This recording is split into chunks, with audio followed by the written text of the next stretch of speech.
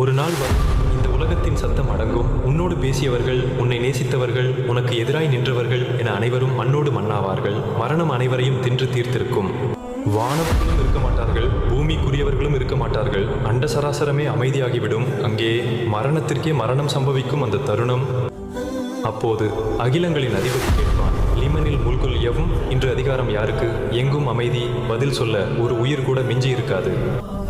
அல்லாஹ் மீண்டும் கேட்பான், எங்கே அந்த பெருமை அடித்தவர்கள்? எங்கே அந்த நிலப்பரப்பை ஆண்ட அரசர்கள்? எங்கே அந்த ஆணவம் கொண்ட மனிதர்கள்?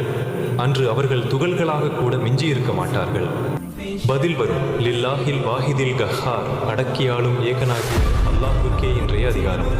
அவன் ஒருவன் மட்டுமே அன்று இருப்பான். அவன் மட்டுமே என்றென்றும் நிலைத்திருப்பான். சகோதரர்களே, அன்று பதில் சொல்ல முடியாமல் போவதற்கு முன் இன்று நம் பெருமைகளை தூக்கி எறிவோம். அதிகாரமும் அழகும் அழிந்து போகும். ஆனால் உன் இறைவனின் திருமுகம் மட்டுமே எஞ்சியிருக்கும். எல்லாம் அழிந்த பிறகு அல்லாஹ்விடம் கொண்டு செல்ல நம்மிடம் என்ன இருக்கிறது?